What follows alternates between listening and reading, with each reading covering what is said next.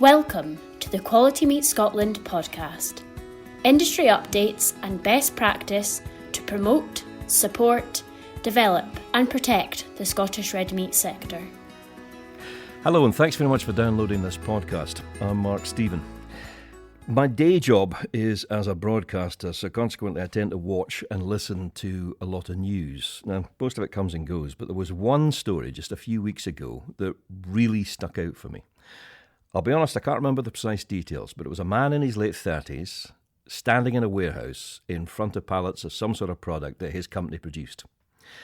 In his right hand, he held 2 or 3 sheets of paper. This, he said, is the paperwork we used to have to fill in to send our stuff to Europe. And then he held up his left hand, which had sheaves of paper, reams of the stuff in it, and he said, "This is what we have to deal with nowadays." It was a very simple, very vivid illustration of the way real challenges face businesses in the UK, and many of those challenges obviously equally apply to the red meat industry. Joining me today to discuss operational changes after our exit from the European Union are Tom Gibson, Director of Market Development for QMS. Tom manages relationships with Scottish processors, retailers and other industry stakeholders such as Scottish Development International and Scotland Food and Drink, where he sits on the UK Market Development and Export Boards. Hello Tom, how are you this morning? Good morning, Mark. I'm fine, thank you very much. Good, glad I am to hear it. And we're also joined by Jill Barber, who works in the Scottish Government's Animal Health and Welfare Division. She's the head of EU Exit Team. Jill started her professional career as a fish scientist, but has found there are many parallels between animal health and fish health policy, particularly in relation to trade access, the importance of maintaining high health status, and of promoting sustainable food production systems. And hello to you, Jill. How are you? Good morning. Well, thank you. Good. Right. Jill, for a start, what have been the operational changes post-Brexit? It's a good question, and I think the short answer is many, but I'll take you through the long answer. EU exit has essentially seen the removal of Great Britain from the single market and the customs union. So the operational changes introduced as a result are significant. That is despite the trade and cooperation agreement that was agreed with the EU. That does provide for zero tariff and zero quota trade, but the basic nature of the agreement itself and the fact that we've got no alignment with the EU has seen our trading terms change to third country. So that essentially means we've now got customs requirements, VAT, export declarations and safety and security declarations. I know less about those, so I'll stick to my area of work in animal health and sanitary and phytosanitary measures. So we have very strict and new trading conditions, and we have third country protocols applying to all exports now. So that includes things like pre-notification by the importing party, inspection and issue of an export health certificate, entry through designated border control posts, documentary checks and risk-based physical and sampling checks. So all of these checks are new. These goods previously circulated freely. And exporters also have to export from an approved establishment. Now, these requirements are not unheard of, and some of these processes are already in place for other trades to third countries. So, for example, if you're exporting to the US, you're already using EHCs to export meat. But I think the significance of the changes here are the fact that we've had such seamless trade for the past 40 years, and our supply chains are so interconnected now and relied on just-in-time deliveries and seamless movement through the member states. So that's probably a summary of the main changes. I could go on, but I'll pause. Might be a good idea. I'm sure lots of people wish we could pause. At what stage was the industry ready for all these changes? At what stage was it flagged up? Did it become absolutely clear? Yeah, I think that's difficult. We had the UK government publish the border operating model at the end of June.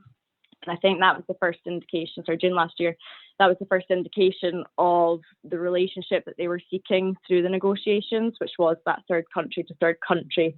So there was a very high level summary of these processes put out into the public domain. But I think the actual detail and waiting for things like third country listings, those kind of things came very late in the day. And the actual detail that you really need to be able to fully prepare yourself, and not to mention that we had this added complexity of the Northern Ireland Protocol. So we're not just talking about trade with the EU, we're talking about trade that's going to Northern Ireland as well. Tom, I don't want to belabour the point, but it really doesn't sound like a power of laughs. How are businesses reacting?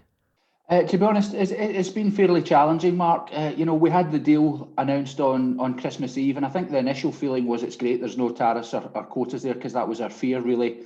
But after that deal was announced on Christmas Eve, the government then issued additional guidance through the sort of holiday period and the run-up. So it's been difficulty, and Jill's mentioned the sort of complexity of the new processes with export health certificates and customs procedures, etc. So it's been a steep learning curve. Beforehand, sending a pallet to Italy was probably the same as sending one from Glasgow to Edinburgh. It was a pretty straightforward job to do. So I think the main challenges, have been around the additional costs incurred with the export health certificates, customs procedures, transportation costs, and some delays through ports. But we do have some unresolved challenges out there. We've got issues with groupage, which is mixed loads from multiple exporters, and some of our exporters at the minute have no route to market for their product. There's issues around the rules of origin and potential tariffs there. And, a big one for us is also, we can't at the minute send fresh minced beef to the EU, where we could normally do that without a problem. That now has to be frozen.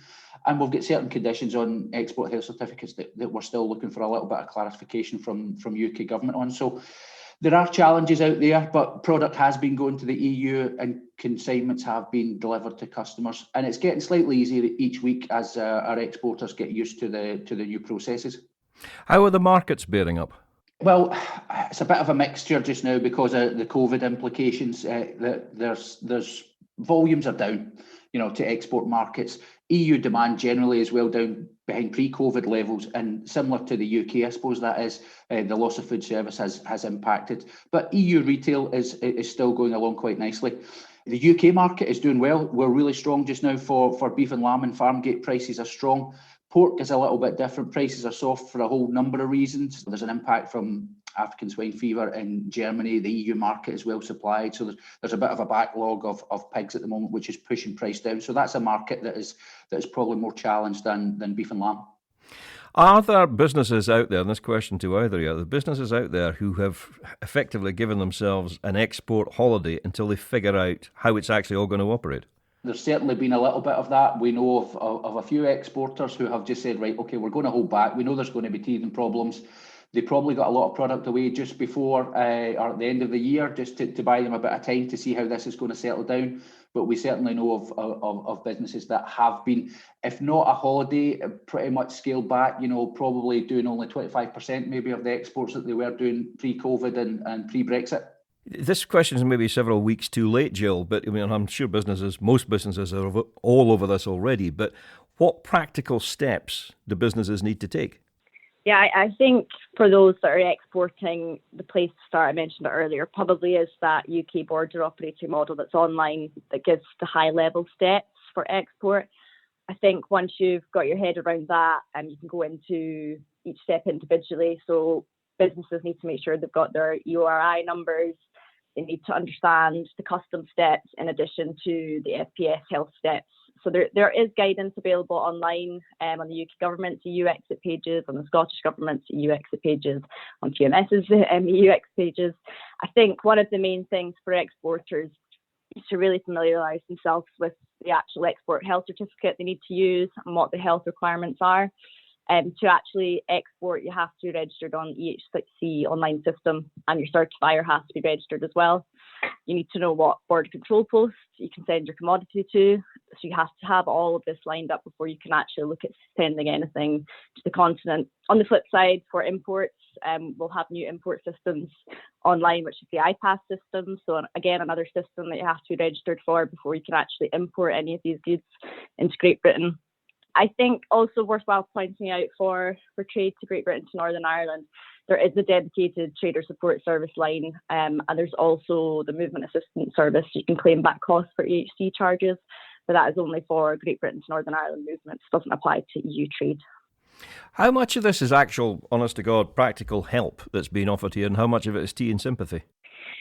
It's a good question. I think what we've found from stakeholders' feedback is that the help that they've received hasn't been good enough to date. And I think that's why we're now seeing government moving into accepting that there needs to be a task force to look at the detail of these issues, because despite best efforts by everyone, and we've seen businesses who are highly experienced exporters are still running into problems, and whether that's been IT systems or something else like groupage, which was mentioned earlier. So I think it hasn't been enough, and there's more to do. Tom, has anybody got any sense? I mean, without a crystal ball, it's difficult, but has anybody got any sense, or, is anybody sticking their neck over the line saying, yes, Brexit is affecting exports, but it'll be better by blah? Hey, probably not. I think there's still too many unanswered questions there, Mark, for someone to say, yes, we definitely know, when this is going to be over, or when all the teething problems are resolved. So it's a bit of a difficult one to say, we've got a clear date when this is all going to be resolved, because there are issues there that are probably longer term fixes that will continue to give problems. So that's a difficult one to say there's a set date or a line in the sand when everything will be fixed. There's sort of legacy issues which will rumble on for quite some time.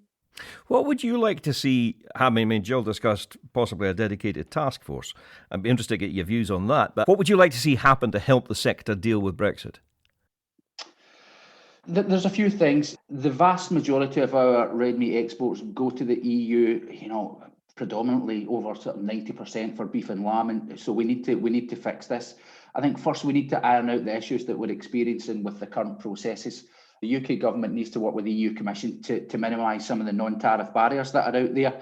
There's a line in the Trade and Cooperation Agreement that states the EU and UK can work towards reducing the checks on sanitary and phytosanitary products. So that's the sort of animal health product checks and this needs to happen in the interest of both parties, really.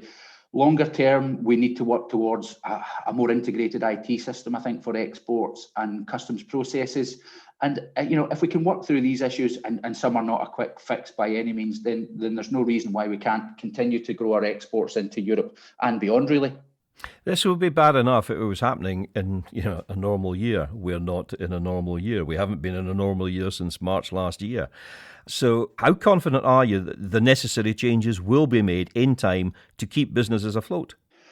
Well, I think government realise the extent of the problem. There's certainly got a lot of people working behind the scenes at DEFRA to try and pull some of these issues and out and actually get a spotlight on them and get them fixed. So there are teams working on it. I think this task force that was mentioned is really trying to get to the bottom of some issues. And I think when some of the checks on EU products that are being imported into the UK start to kick in sort of April and July this year, when we start actually reciprocating some of the checks of product coming in, it may focus the minds a little bit more, and hopefully we can get to some solutions fairly quickly at that point. On that point, Jill, undoubtedly we've seen changes so far, but we haven't seen all the changes yet. I've heard this period described as the phony war. What do you think will happen when the UK starts to introduce import controls? Yeah, it's a really interesting question. I think a lot of lessons and insight can be learned from the application of all the export controls on the 1st of January. All of those came in at the same time. And obviously I can only speak for SPS import controls here, but I think the phasing through April and July, we've already had our first phase in January, but that didn't see much change. It's only live animals that have to pre-notify. In April, we'll need to have pre-notification and export health certificates for products of animal origin. And then in July, things should be coming into border control posts, as I outlined earlier, for those commodities. So I think by that stage, the impact and the red tape will be felt by both the importer and the exporter. It's quite heavily one-sided at the moment, but these changes are coming very soon. We're already at the end of January. And I think it might help to speed up the establishment of things like the SPS committee that was mentioned there under the TCA, if there is a will on both sides to try and have a look at the flow of goods and review the import and export controls. But it's difficult to tell. Is there any reason, Tom, you think, why the European Union would be minded to give us an easy time? It's maybe not an easy time, Mark. It's just the processes that are in place. These are the rules that we chose when we chose Brexit. This is the consequences. So I don't think they'll choose to give us an easy ride, but they've said this is the conditions that you have chosen to deal with in terms of trade. So there are implications for that. Now we've seen what those implications are. I think the EU and the UK must look at that situation and say, well, for such close trading partners, the current rules and regulations around this trade really sort of prohibit trade in some ways. So, they've both been minded to generate and foster more trade in both directions. I think they're both minded to think, well, we could make this a little bit simpler and it would be to the benefit of both parties. Did people actually choose this? And I honestly really don't want to rehash Brexit. But when you think about it, it was a simple in-out referendum. The implications, to my mind, were never really discussed beforehand. Is this coming as a terrible shock to folk now? I think if you look back at some of the quotes from members of the UK government, they stated fairly frequently that there wouldn't be any non-tariff barriers, but that's now what we're seeing. So it's certainly difficult, and the message has changed as we went through the campaign. So I don't really know if people were 100% sure what they were voting for anyway, because things have changed so much, not just since the vote, because that was a fairly long time ago, but how we're actually going to implement it and all of the issues that we had around getting a deal and what would the conditions of that deal be. So, things changed in the sort of political landscape so often that I'm not particularly sure people actually knew what they were going to get at the end of the day. The landscape is changing rapidly for businesses, Jill, but it's also changing rapidly for your team. How are you all finding it? Yeah, it's been a challenging year. It's obviously the big changes are for the businesses and the exporters, but internally in Scottish Government and working with UK Government, there's been a lot of changes for us as well. Obviously, now that we're outside of the EU, we're no longer relying on the EU to make our animal health laws, for example. Before we contributed to those laws and voted on them, and essentially we were just implementing what the EU had already set out. Now we've got a situation where we've been given back these powers to the different administrations, and we're trying to operate under these new frameworks and agreed ways of working, dispute resolution mechanisms, and those mechanisms are really yet to be tested. We've also got the implications of the Internal Market Bill, and we've seen the UK take its place at the World Trade Organization now, so our rules can now be challenged and are open to scrutiny by everyone else. And although we've left the EU, we're still going to be heavily influenced by their laws. And those that listen to the podcast and are aware of the new animal health law that's coming, they'll be aware that we're going to have to change some of our legislation as a result of this new law. So it's a completely new working relationship in terms of governments and how we're working with the UK government and other devolved administrations, but now also through this trade cooperation agreement with the EU. That will be how we arrange ourselves and our relationship for the future and how we engage with the EU moving forward. Tom, this is a time of flux, of enormous change. Is it possible for businesses to somehow future-proof themselves? I think for the here and now, Mark, they're just trying to get through this difficult position that they're in and deal with the challenges that they've got. I think once we get through this period and we make sure that we get back to the levels of trade that we had, the playing field now, we know what the landscape and playing field looks like. So there are certainly opportunities out there for exporters, and there's new markets going to be coming on stream in the next few years. So there's opportunities there to get themselves ready. And some of our businesses have been doing that. They've really been looking over the past few years to markets out with the EU to future-proof themselves because they knew there was challenges coming with Europe. There's obviously growing markets for beef, lamb and pork around the world. And the more that we look at those markets and we look at the opportunities in those markets, then there's certainly opportunities for businesses to certainly make themselves a lot more robust in terms of not dealing with the one main market of the EU. So there are certainly opportunities to strengthen businesses with the export side. Well, that's good to hear. Tom Gibson from QMS, thank you very much for your time. Thank you, Mark. And Jill Barber from the Scottish Government's Animal Health and Welfare Division, again, thank you for yours. Thank you. Next week, we're going to be taking a look at the bigger picture, including what the possible implications might be for policy. Until then, thank you for downloading this podcast. I'm Mark Stephen. Thanks for listening.